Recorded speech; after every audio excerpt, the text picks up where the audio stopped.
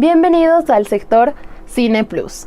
Hoy hablaremos de la película Amargo Mar. Muchas veces, si preguntan a un extranjero si conoce Bolivia, probablemente te responda que no. En algún caso te conteste que es el país que perdió su salida al mar tras un nuevo intento, la volvió a perder en 2018. La película contiene un punto de vista antagónico al que se tiene por oficial. Comienza con el ingeniero Manuel Dávalos, un personaje ficticio que junto con la Vidita, una tarijeña como él, nos guían a través de esta historia marítima. El ingeniero, tras 4 meses y 10 días de viaje, va a reunirse con el presidente de la República, el general Hilarión Daza, justo en el día de su cumpleaños. Este le comunica que en el litoral es escasa la población boliviana, que los chilenos llegan en barcos ingleses y que hay un organismo de agitación dictado por los ingleses. Así es como el presidente cancela tanto su fiesta como el carnaval y da inicio a la Guerra del Pacífico. Es importante aclarar desde un principio que la película se constituye en una propuesta que busca la respuesta al por qué se perdió el litoral y quiénes fueron los responsables de este momento tan trágico. El director de cine Antonio Eguino estrena en 1984 el largometraje Amargo Mar, pensando en su momento para exhibirse en pantallas casi cuadradas. Se muestra como uno de los films clásicos de la historia del cine boliviano. Este film se constituyó como la película más polémica de la historia del cine nacional, a consecuencia de su visión irreverente a los hechos basados en su investigación. Investigación cuya elaboración tomó 5 años, donde hubieron diferentes enfoques históricos los cuales concluyeron en la película que le es presentada en este momento, siendo realizada por los historiadores Fernando Cajias, Roberto Flores y Edgar Oblitas. Basada en varios libros como La historia secreta de la Guerra del Pacífico, La Quinta División, La Gran Traición y Guano, Salitre y Sangre.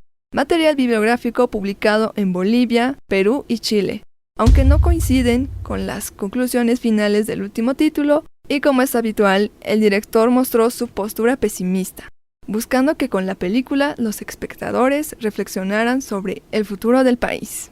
Hablando de los datos técnicos de la película, como se mencionó, fue dirigida por Antonio Eguino Artegada y una de las figuras esenciales en la cinematografía boliviana. El guión fue realizado por Antonio Eguino juntamente con Paolo Agaz. La música fue compuesta por Alberto Villalpando, músico y compositor a quien se debe la autoría de una gran parte de las bandas sonoras de las obras más valiosas de la producción del cine contemporáneo, como fueron Mina Alaska, Yaguar Maiku, Chuquiago y por supuesto Amargo Mar. La fotografía fue realizada también por Antonio Eguino. En cuanto a los actores que aparecieron en la película, figuran principalmente David Mondaca, quien interpretó al ingeniero Manuel Dávalos, Enriqueta Ulloa, quien interpretó a la tarijeña La Vidita, Luis Aldana, quien interpretó al coronel Rufino Carrasco, Eddie Bravo, quien interpretó a Hilarión Daza. En cuanto a la representación que se muestra de Bolivia en el año 1879, se puede recalcar lo increíble que fue poder ver interpretando en video a personas, o mejor dicho, personajes de la historia, los cuales normalmente solo se pueden ver en fotos de los libros, pinturas en museos o en las estatuas de las plazas. Verlos especialmente representados por actores son del mismo país, siendo producido en Bolivia por la productora cinematográfica Ucamau, asimismo pudiendo representar nuestras propias historias y dándonos una voz con la cual permitir a los demás saber de nosotros. Aunque este film está casi por ser olvidado, este fue el más clásico de 1984 de un tema que aún es controversial. Algo que todas las versiones coinciden y es válido recordar es cómo los bolivianos que habitaban el litoral fueron saqueados, luego ultrajados tanto como hombres como mujeres para después ser expulsados de lo que ahora es territorio de Chile. Pero los violentos de sus actos no deben ser tomados a la ligera. Esta película especialmente nos recuerda el espíritu con el que se iba a las guerras, a pesar de saber que estábamos en desventaja, que el ejército chileno recibía ayuda de Inglaterra. Además, don Hilario, no creo que los peruanos puedan transportarnos hacia el sur.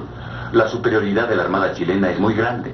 Y sobre todo que éramos una minoría, como lo mencionan en la película, a cumplir con el sagrado deber que el pueblo boliviano nos ha encomendado.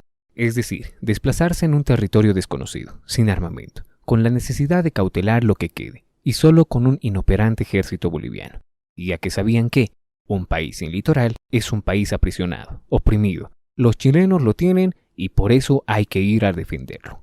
Aún a pesar de todo esto, la cruda verdad es que se pudo ganar una batalla, pero Chile ganó la guerra.